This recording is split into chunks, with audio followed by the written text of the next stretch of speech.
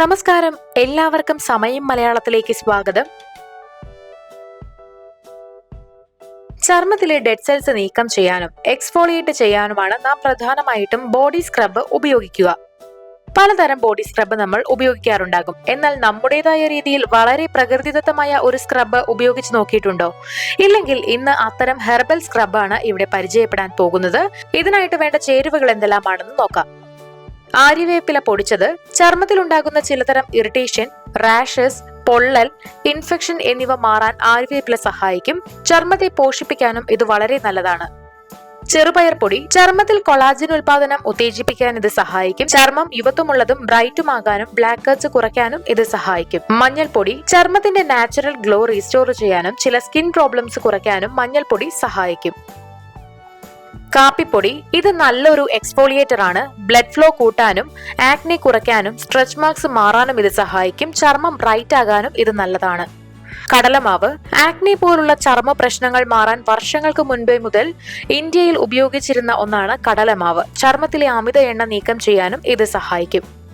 അരിപ്പൊടി ചർമ്മകാന്തി കൂടാനും ടാൻ നീക്കം ചെയ്യാനും മുഖക്കുരു ഉണ്ടാകുന്നതിന് കാരണമാകുന്ന അഴുക്ക് നീക്കം ചെയ്യാനും ചർമ്മം ഗ്ലോയിങ് ആയിരിക്കാനും അരിപ്പൊടി സഹായിക്കും.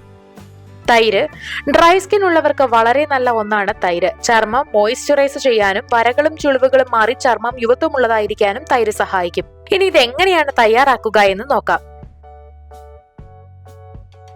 ഒരു ബൗൾ എടുക്കുക. അതിലേക്ക് 1/4 കപ്പ് കടലമാവ് എടുക്കാം.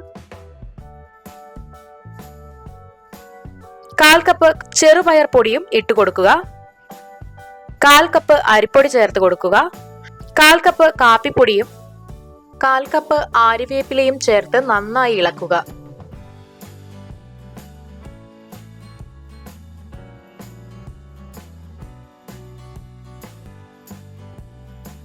അതിനുശേഷം 2 സ്പൂൺ മഞ്ഞൾപ്പൊടിയും ഇതിലേക്ക് ചേർത്ത് കൊടുക്കണം. ഇത് വീണ്ടും നന്നായി ഇളക്കി യോജിപ്പിക്കുക. ഇങ്ങനെ ഒരു കളറിലാണ് നമുക്കിത് കിട്ടുക. ഇപ്പൊ ഇവിടെ എല്ലാം യോജിച്ചു കഴിഞ്ഞിട്ടുണ്ട്. ഇനി ഇത് നമുക്ക് വെള്ളമൊന്നുമില്ലാത്ത നല്ല ക്ലീൻ ആയിട്ടുള്ള ഒരു ജാറിലേക്ക് മാറ്റി സൂക്ഷിക്കാം. ഇത് ഉപയോഗിക്കാൻ എടുക്കുമ്പോൾ പാലിലോ തൈരിലോ വെള്ളത്തിലോ മിക്സ് ചെയ്ത് യൂസ് ചെയ്യാവുന്നതാണ്.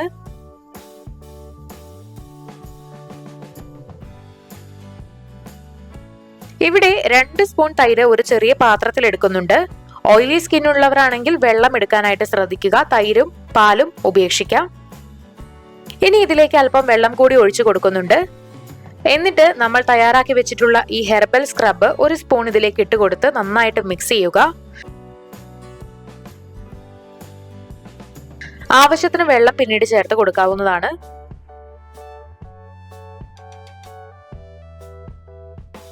നന്നായി മിക്സ് ചെയ്ത് കഴിഞ്ഞ് കുറച്ച് തിക്കായിട്ടുള്ള ഒരു കൺസിസ്റ്റൻസി കിട്ടണം. ഇവിടെ ഈ ഒരു കൺസിസ്റ്റൻസിയിൽ നമുക്ക് കിട്ടിയിട്ടുണ്ട്. ഇത് നമുക്ക് ചർമ്മത്തിൽ അപ്ലൈ ചെയ്ത് കൊടുക്കാവുന്നതാണ്. ആഴ്ചയിൽ 2 തവണ ഈ ഒരു ഹെർബൽ സ്ക്രബ് ഉപയോഗിക്കുന്നത് വളരെ നല്ലതാണ്. സ്മൂത്തും ക്ലിയറുമായ ചർമ്മം ലഭിക്കാനായിട്ട് ഈ ഒരു സ്ക്രബ് നിങ്ങളും ഉപയോഗിച്ച് നോക്കുക. വീഡിയോ എല്ലാവർക്കും ഇഷ്ടമായി എന്ന് വിചാരിക്കുന്നു. ഇഷ്ടമായെങ്കിൽ തീർച്ചയായിട്ടും ലൈക്ക് ചെയ്യുക, ഷെയർ ചെയ്യുക, കമന്റ് ചെയ്യുക. ഇതുപോലുള്ള കൂടുതൽ വീഡിയോകൾക്കായി സമയം മലയാളം സബ്സ്ക്രൈബ് ചെയ്യുക.